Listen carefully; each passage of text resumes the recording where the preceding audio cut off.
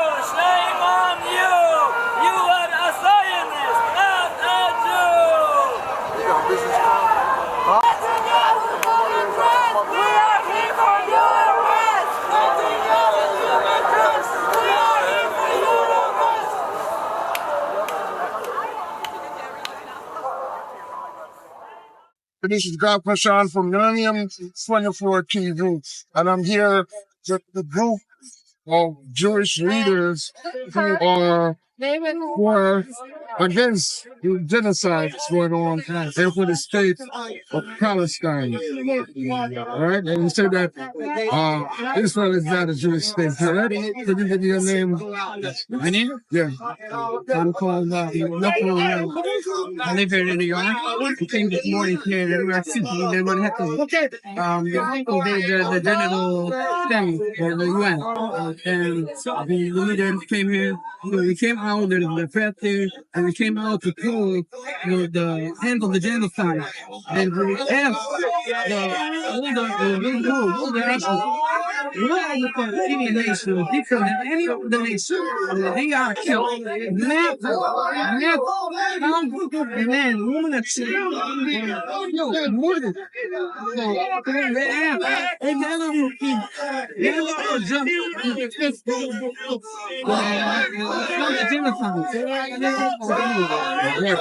And you said you were against the Zion state. Right. Yeah, we obey the Torah and give it. If you are Jewish, you must obey the Torah and hold. You have no option. And the Torah forbids the Jews to stand up from exile and make our own sovereign government.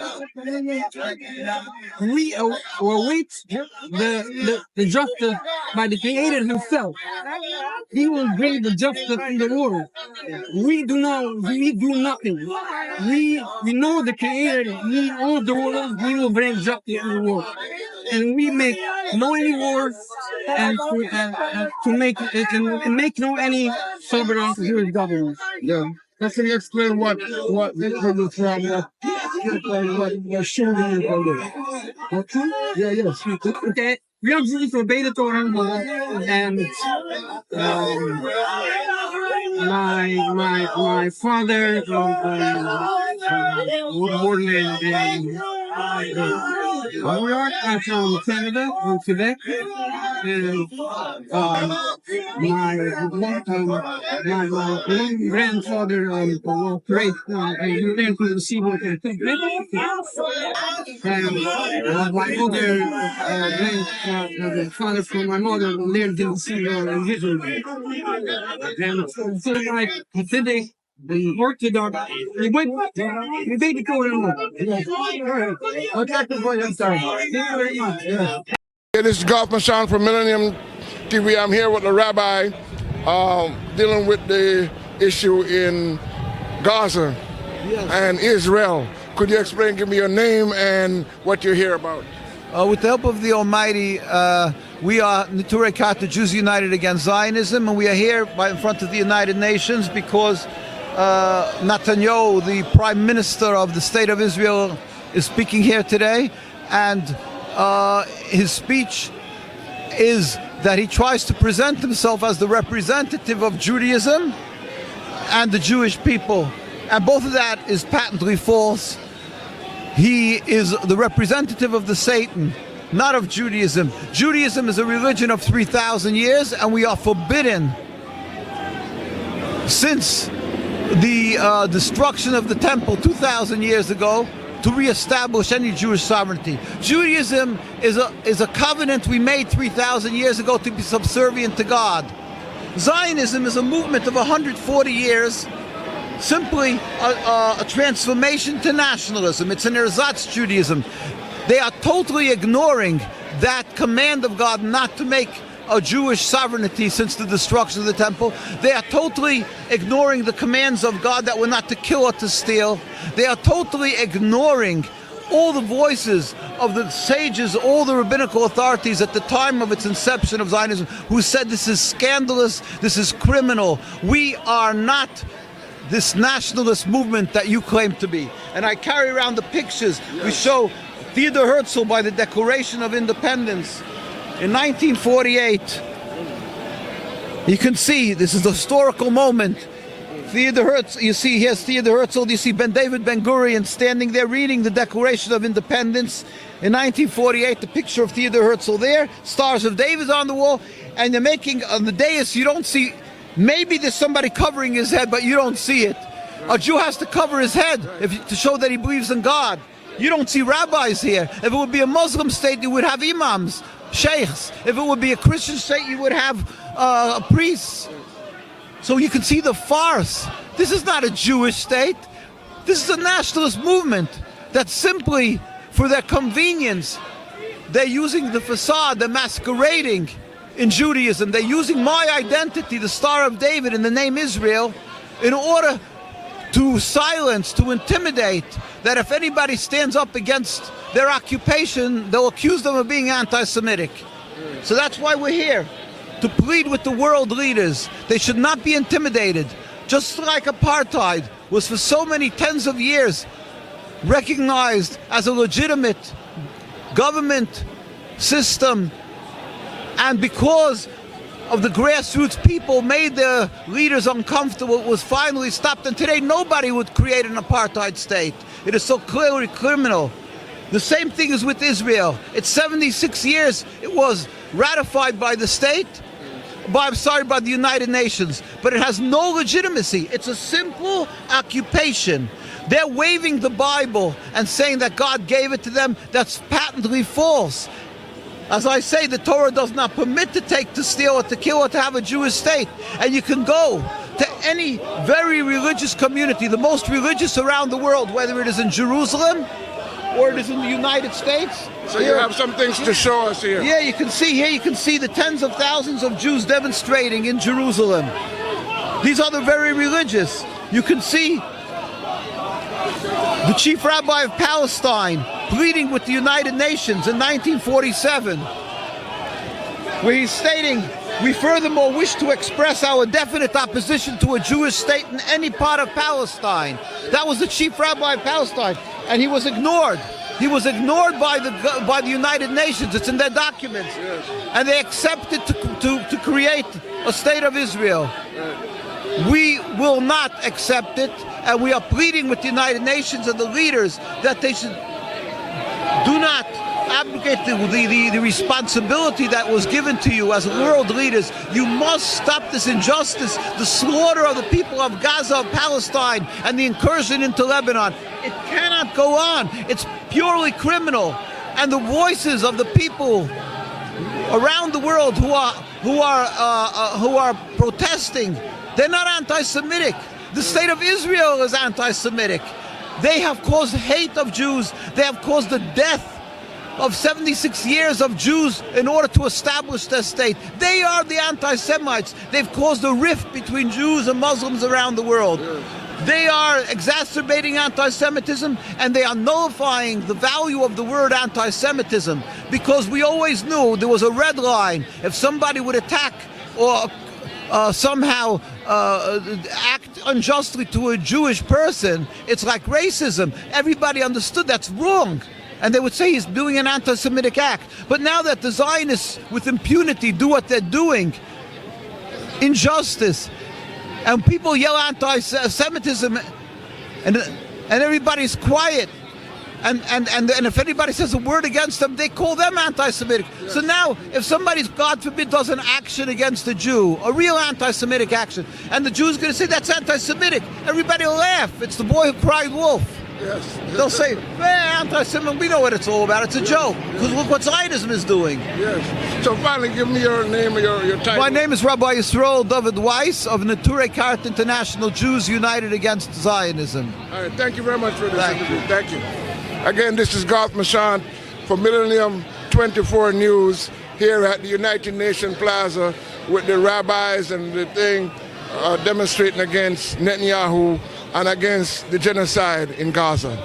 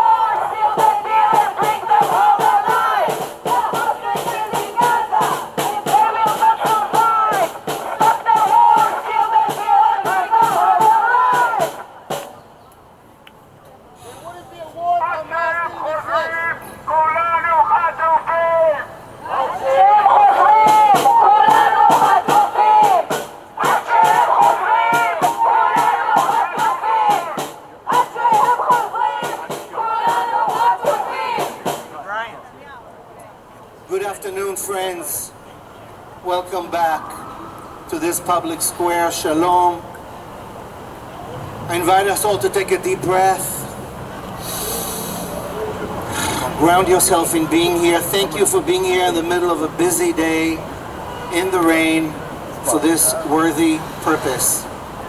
My name is Amichai Levi. I'm a rabbi here in New York, and I am proud to be today representing a broad coalition of organizations and activists from across faith lines calling on Benjamin Netanyahu to end this war and ensure a hostage deal now. We stand here today aware that, again, we're here in grief for the Israelis who lost their lives on October 7th as a result of the Hamas brutal attack. We're here in grief for over 40,000 Palestinians who have been murdered in Gaza, in grief for the hostages whose families' dreams of their return only for their hopes to be in vain at the expense of the Israeli government's torpedoing a deal, and another deal. We are here with a broken heart for all broken families, for families in grief and mourning, for the homeless, for the displaced, for all those waiting for better news. We're standing here together in fear and in anger as we have seen the catastrophic impact of this government's extremism, ongoing occupation, and the inability to recognize that the only future forward is one that is shared.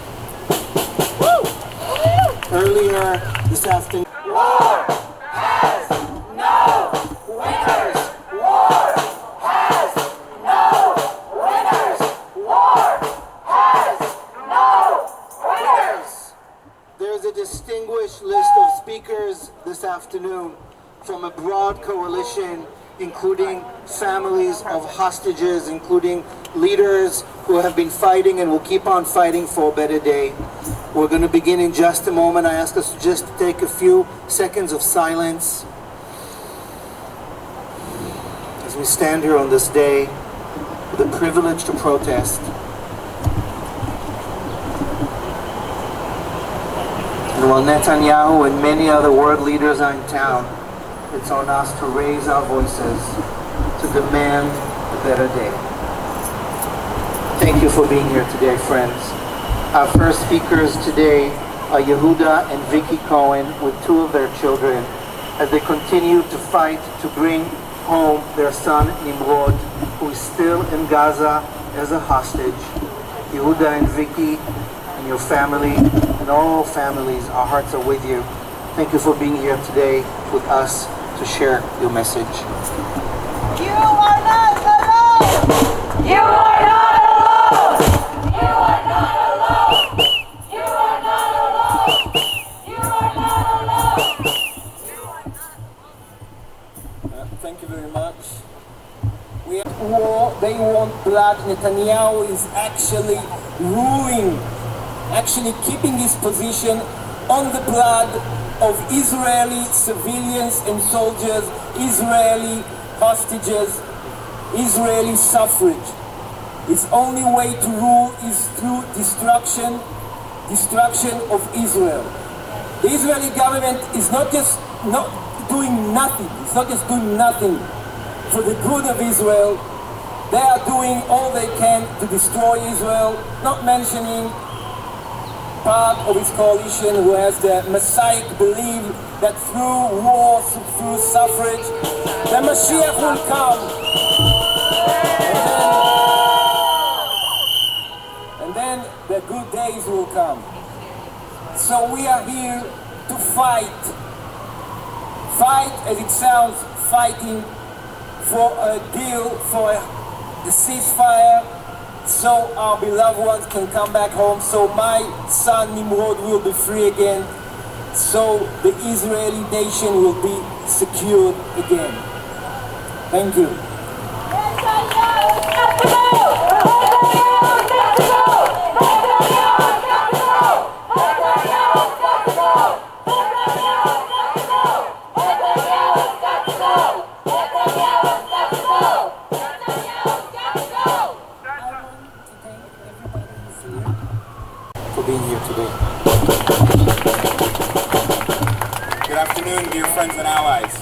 Here we are at another gathering, another vigil, another protest, another meeting, another space in which we meet after 12 months of unprecedented horror that have impacted both of our peoples.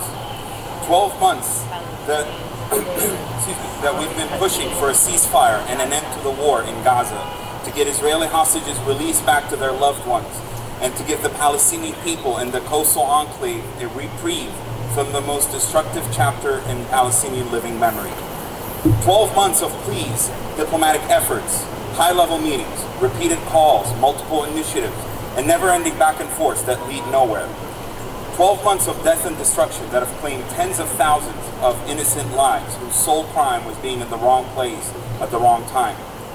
12 months of grieving for the loss of dozens of my immediate and extended family members who were slaughtered in their homes for no fault except for the crime of being a Palestinian civilian trapped between a merciless Israeli war machine and a ruthless terrorist organization.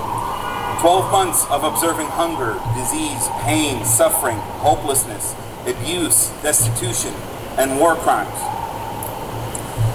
12 months of hatred, incitement, violence, calls for revenge, division, entrenched narratives, and a broken down discourse that have separated our peoples and pushed them further apart. As we speak, what remains of my immediate and extended family members are continuing to be displaced from one area to another in pursuit of an elusive and out-of-reach safety.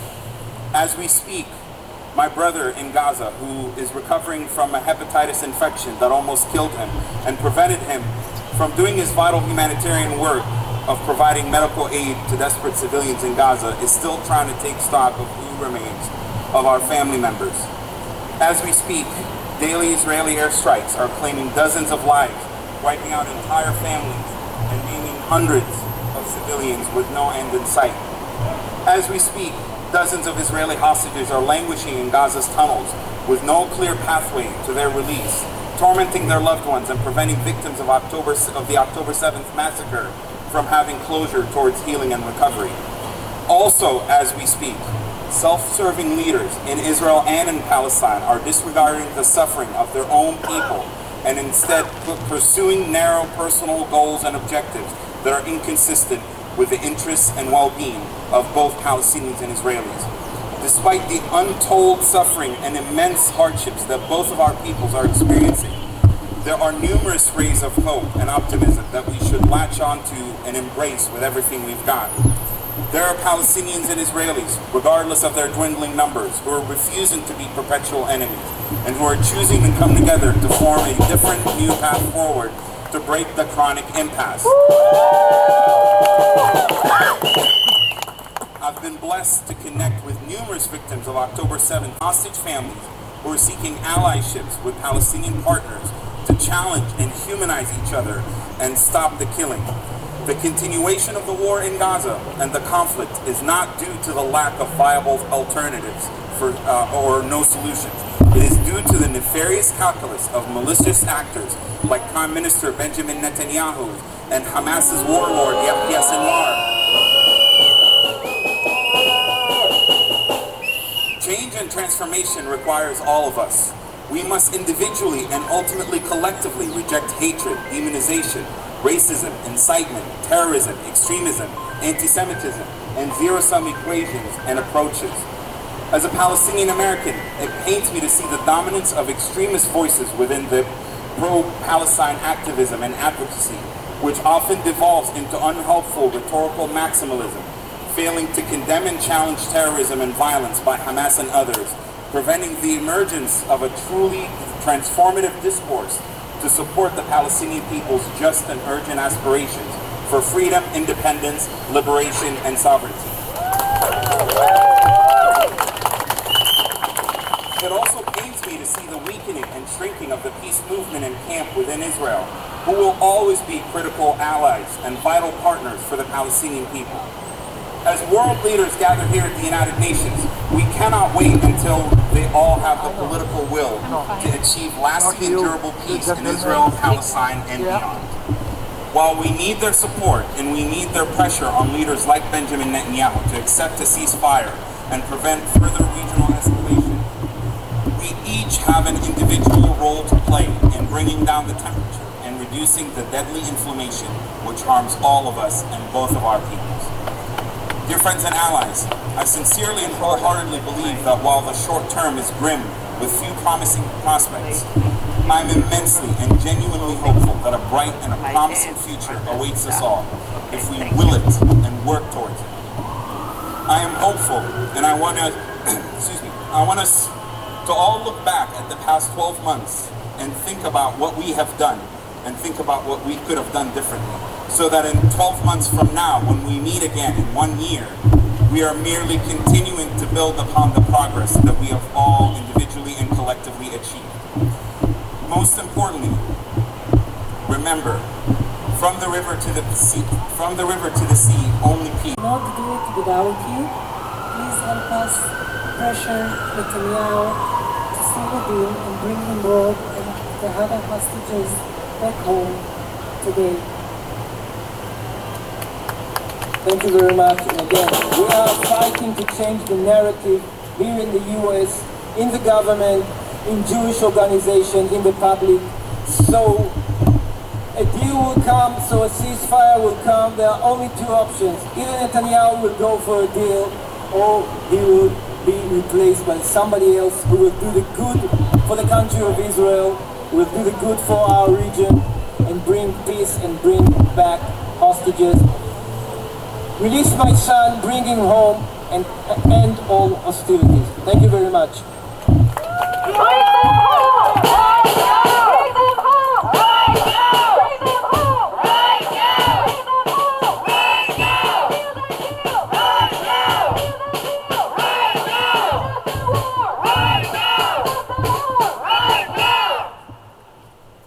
Thank you to Vicky and Yehuda for sharing their personal tragedy with us and standing here with a prayer and a protest for a better day. I want to invite Only if there are well-defined goals and a clear view about the day after. Instead, we are not bringing the hostages home. Sorry, which is terrible. And we are strengthening the cruel radicals who are making our lives a nightmare.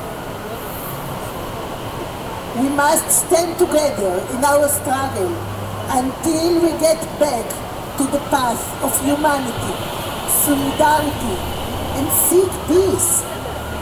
We should do our best to find compromises and build alliances and mutual agreements with our neighbors, because this is the only way to achieve security for all of us. For this reason, I came to New York to take part in a panel on the main stage of the Clinton's convention. It was so moving and strengthening to see the huge support we received. People were so moved when I spoke with our partner, Palestinian partner, the founder of Women of the Sun, our sister movement, who are fighting for peace together with us. People needed to hear same voices from Israelis and Palestinians, voices that wish to find sustainable solutions and not just add more fuel to the fire. So even though my heart is broken, it is also full of hope. Hope which grows from daily activity. Hope which springs from deep partnership with brave women from both sides. And believe me, actually, there are not two sides to this conflict. There is only one side of mothers who wish to raise children to life, not death. You don't have to be pro-Israel or pro-Palestine. Just be pro-peace.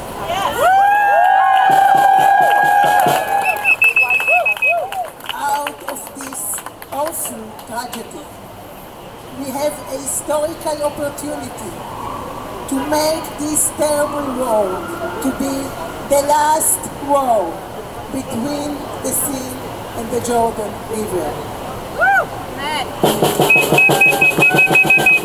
We can build a better future of security, freedom, dignity, and peace for all. So together, we need demand a worthy leadership that can do it. As Ophir said, already said it.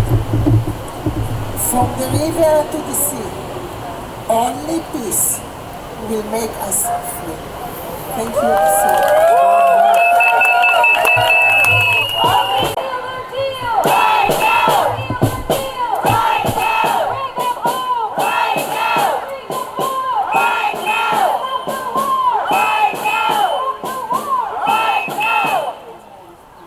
Thank you, Rabbi Felicia, for these powerful words, getting us into the mood that we need to for this new year. I want to invite Dr. Kobi Richter, former fighter, pilot, successful entrepreneur, to share with us some words.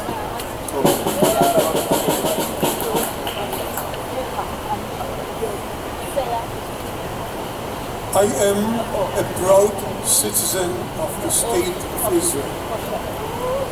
Benjamin Netanyahu is my elected Prime Minister. Does he represent me in his expected speech in the UN? No, he does not. Why? Because he separated himself from Israel and placed his personal interests before and against those of Israel. Yoni Netanyahu sacrificed his life for the life of hostages. Benjamin Netanyahu sacrifices the life of hostages to save his own career.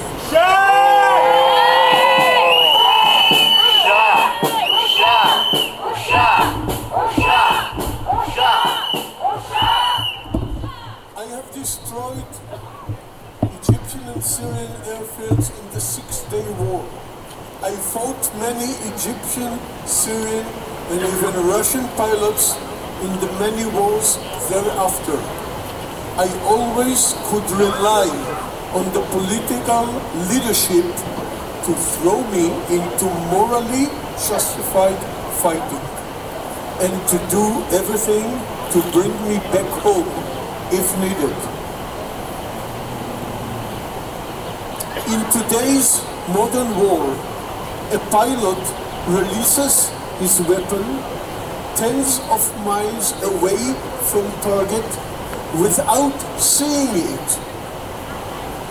He needs to be sure that the leadership is morally honest in selecting the cause and the balance between the importance of the target and the collateral damage that could be many innocent lives. Netanyahu cannot be trusted this way anymore.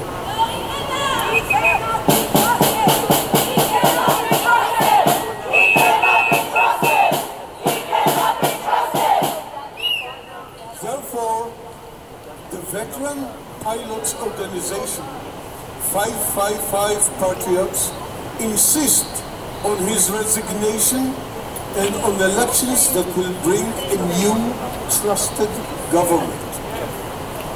If we wait for the newly elected US President, whether Harris or Trump, to force the end of this war and the return of hostages, if in November 10 more of the remaining 50 may die, and if in January 40 of them may die, the hostages cannot wait. The families cannot wait. Israel cannot wait.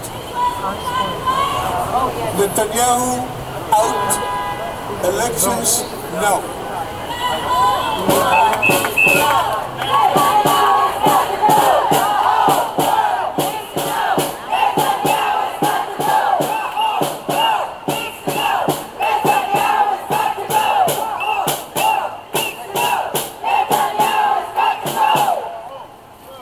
don't think the next speaker needs an introduction, but Gilly Getz is probably the reason we're all here.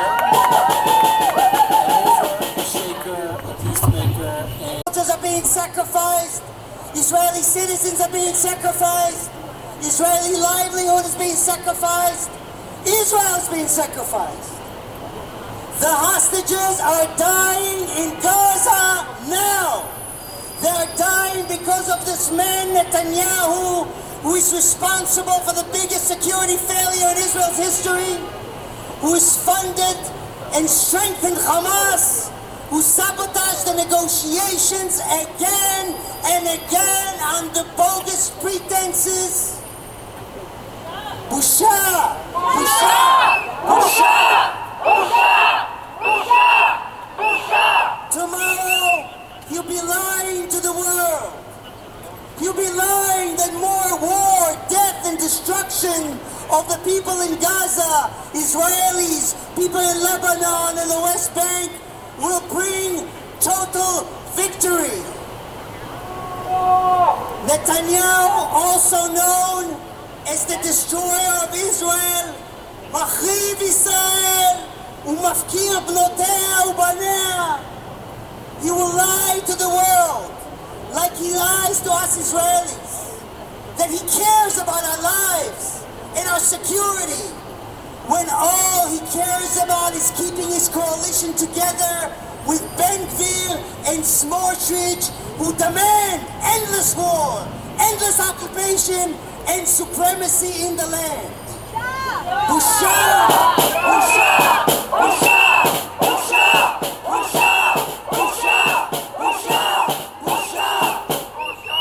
Ben Gvir and Smotrich, like Sinwar, like Hamas, believe in violent exclusivity over the land. These deep racist political forces are turning the Israeli police force into private political violent militias who are violently attacking daily and harassing the hostage families and Israelis dare to speak against the war. Those forces promote Jewish terrorism in the West Bank. They come. Where they come from, these forces? They come from a system of occupation. What the settlers have normalized in the West Bank, they are now normalizing in all of Israel, robbing our families and our friends of their freedom and of their future. They must be stopped. They must be stopped. They must be stopped. Be stopped. They must be stopped. They must be stopped. Israeli and Palestinian freedom and all of our freedom depends on it. From the river to the sea, only peace will keep us safe and free. Stop killing children. End the war. Seal the deal. Bring them home. End the occupation. Bring peace and prosperity to all Israelis and Palestinians. There are no military solutions. There is no military solution. There is no military solution. There is no military solution. There is no military solution. There is no military solution. Thank you all for being here. On behalf of Israelis for Peace, we really appreciate you coming here out for freedom and security and democracy and equality and against the Netanyahu regime everywhere you go. Thank you.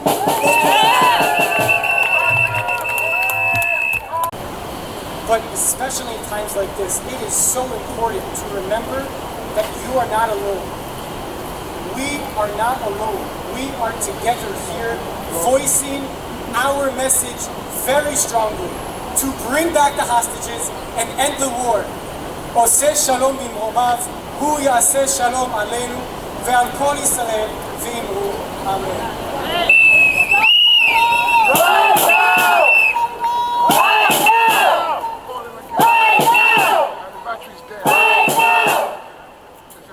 Friends, we're about to close this really important gathering. Before I invite my teacher and friend, Rabbi Sharon Kleinbaum, to give us the closing words, with your permission, I want to say a couple of words in Hebrew. I know there are many Israelim here today. Right? Raise your hand. Israelim, Israelis. Okay. And for those of us hearing and watching us in Israel and all over, חברות, חברים, עוד לא אבדה תקוותנו. אנחנו עומדים היום ביום קשה. אנחנו עומדים פה מלאים בושה, בושה, בושה, שזה ראש הממשלה שלנו, שזאת הממשלה שלנו, שאלה הערכים שלנו, שזה הגורל שלנו. אנחנו מלאים בושה. ערב ראש השנה אנחנו מגיעים אל השנה החדשה בלב שבור, מלא צער ובושה. אבל לא רק בושה, הלב שלנו יכול להכיל יותר, גם תקווה וגם גאווה. גאווה שאתם פה, שאנחנו פה, שמאות אלפים ברחובות ישראל ממשיכים להפגין שבוע שבוע, יום יום, בלי לאות, למען צדק, למען שלום, לסוף המלחמה, ליום חדש. וגם ברחובות ניו יורק וכל ארצות הברית והעולם, אנחנו לא לבד. אנחנו עומדים עם בושה, אנחנו עומדים עם גאווה, ואנחנו עומדים עם תקווה. מוכרחים, כמו ששמענו היום, לא לוותר על התקווה. עוד לא עבדה תקוותנו. ביבי ילך, הקואליציה הזאת תלך, ממשלת הזדון תלך, אנחנו נשאר לבנות עולם חדש, כמו ששמענו ביחד. אז עוד לא עבדה תקוותנו, שלא נאבד תקווה. אמן ואמן. אני רוצה להזמין, and I want to invite Rabbi Sharon Kleinbaum, Senior Rabbi Emeritus, CBSD, it's a new title, co-founder of NYJA, the New York Jewish Agenda, and Teruah, and a huge fighter for humanity always. So I have a suggestion. Why don't we exchange Bibi for all the hostages?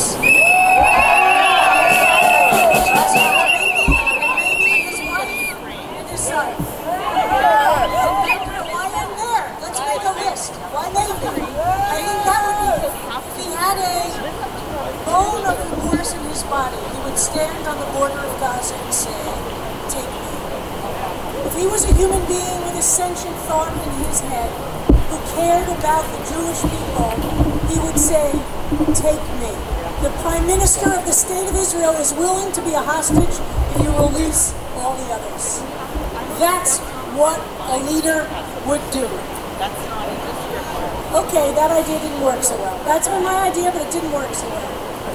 Let's be clear, for those of us who have been activists caring deeply about Israel and Palestinians for decades, in the 70s and 80s we said the occupation would destroy the soul of Israel.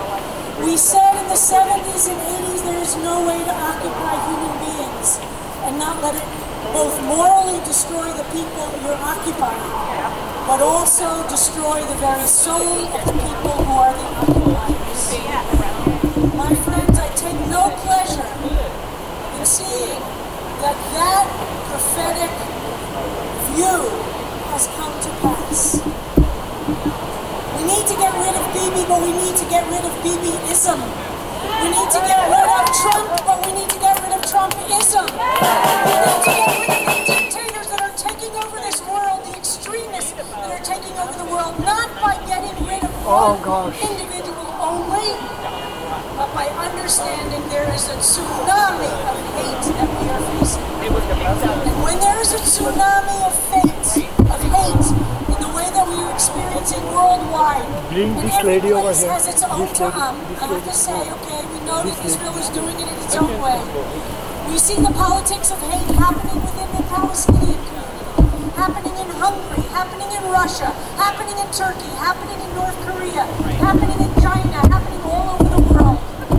We have to understand that we must link arms with those human beings in all of those places who are rejecting the politics of hate.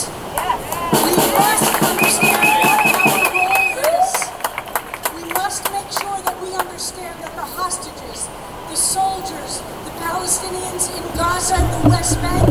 Yesterday, the 185th Arab Israeli citizen was killed in her home in Haifa. There is a horrific violence.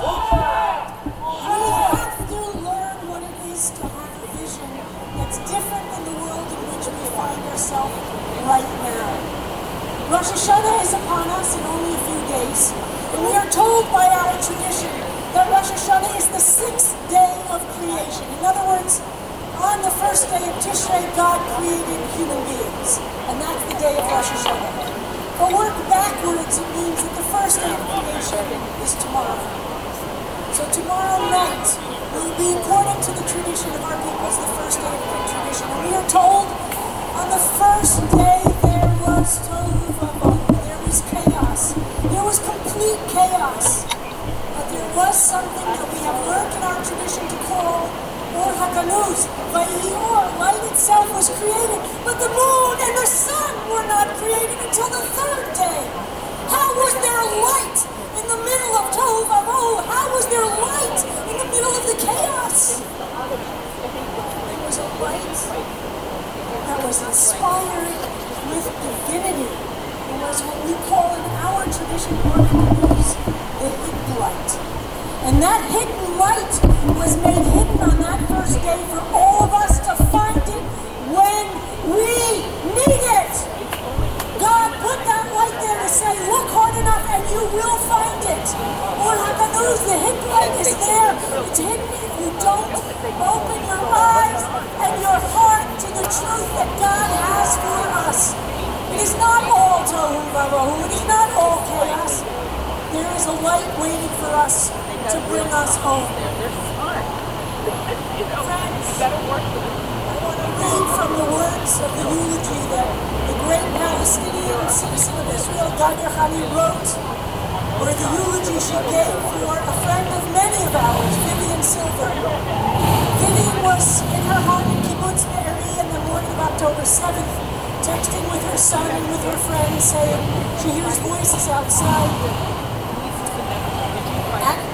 We thought she was kidnapped for 38 days until a tiny little bone fragment was found, and the DNA gave us the truth that she had been killed on October 7th. You know what all of her friends said to each other and people discussed? That we hoped she was killed before the building was burnt down, but the fear is that she was indeed burnt alive. She was the founder of Women Wage Peace, who we heard from earlier, one of the founders. And I read from this eulogy that Gader Hani, the great Palestinian activist, wrote. This is the end of the eulogy. My dear Vivian, if you could hear me, I would want you to know that Hamas has not murdered your vision. You cannot kill compassion, humanity, solidarity, and yearning for a safe life. We must continue your journey, the journey toward a good and safe life in our homeland, to ensure that the October 7th disaster never repeats itself. Dearest Vivian, everything you did for peace. When we realize your dream one day, we know that you set the ground for us.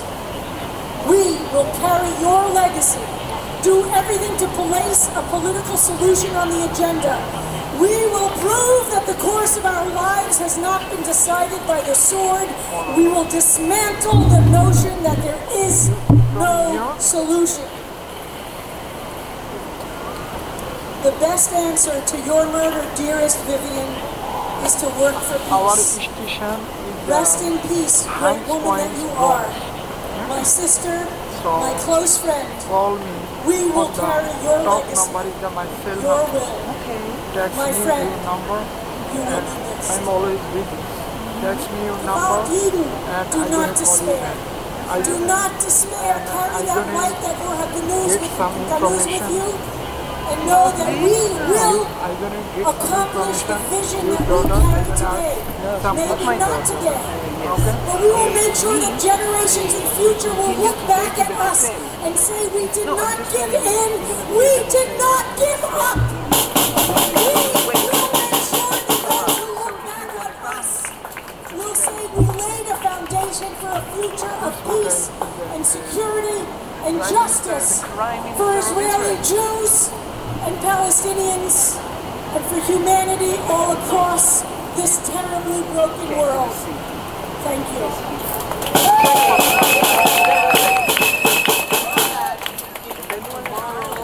Friends, we're going to wrap this up. I'm going to ask Yala to come in a moment and share with us what else is happening the next few days while Netanyahu is in town, while the United Nations General Assembly is happening. Just one more word before we wrap. Take another good look around you. See the people who are here. This is community. As you leave here today, thank each other, thank the organizers, thank yourselves, thank the cops. Let's be here again because we're going to have to. I want to quote briefly what Josh was saying from our liturgy with a slight twist. Oseh shalom bimromav, bou naaseh shalom aleinu, ועל כל ישראל ועל כל יושבי תבל. Whoever makes peace above, it's on us to make peace here below. All of us together for Israel, for every single human on the planet. And let us say, Amen. We're here today, we'll be here as needed. I want to invite Yala to share with us what's happening the next few days. I won't keep you for long. First of all, thank you, Mihai. Thank you, all the speakers. Thank you, all the beautiful organizations that made this possible. For the signs, for the flags, for coming. Thank you so much. We appreciate it. We're speaking up. It's not a giveaway. Please spread the word. There's a QR code. We are planning to meet in front of the hotel where the Netanyahus are staying. Park Avenue and 62nd Street. We're going to be there morning and evening. If you want to join us after this demonstration until 8 p.m., whenever you can. Tomorrow morning, very important, right before he's leaving the hotel for his beautiful speech, we're going to wait for him outside at 8 in the morning. Zahiro and Danny Elgarat, family, hostage family members, will be there joining us. Please come Friday morning 8 to 11, Friday night 5 to 8, just in case they decide to go out for a Shabbat dinner somewhere. And also Saturday morning, also 8 to 11, in case they go for brunch or a morning run in the park. And then we're going to send them off back to Israel 5 to 8 p.m. Please scan the QR code and follow what we're doing right here, and follow what we're doing to get updates. Thank you again for coming. And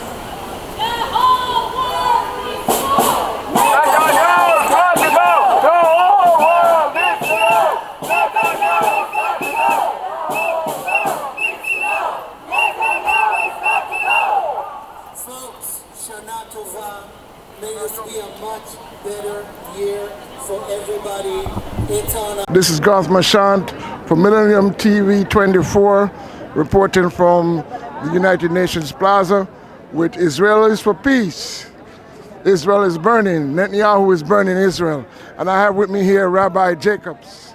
Rabbi Jacobs, can you tell the purpose of this demonstration and your goals and what you want to achieve? Sure. I'm Rabbi Jill Jacobs from Trua. This is a group of American Jews and Israeli Americans who are here to say that we want Prime Minister Netanyahu to sign a deal that would both end the war and bring the hostages home.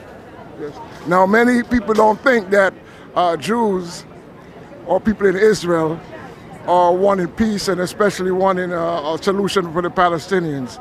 Could you explain that to the public? Well, for most of the last year, for months and months, hundreds of thousands of Israelis have been on the street calling for a deal that would end the war and bring the hostages home. And the majority of Israelis also want new elections. They want Netanyahu to go home. They're not behind his coalition's expansionist territorial aims. They're not behind the settler agenda. So most Israelis, like most Palestinians, want to live their lives and want to live their lives in peace and don't want this war to continue.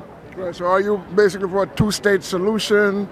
Yes, And yes, we support a two-state solution. So Israel and Palestine side by side, God willing, both in security and allowing their people dignity and the ability to realize their human rights and their rights to self-determination in their own states. So you're going to have a demonstration tomorrow. Netanyahu is speaking before the UN. What is your objective? What is your message to Netanyahu? I think I already said all of my things, so I think I'll stick with what I said. Thank Okay. you. Thank you so All right, much. thank you very much.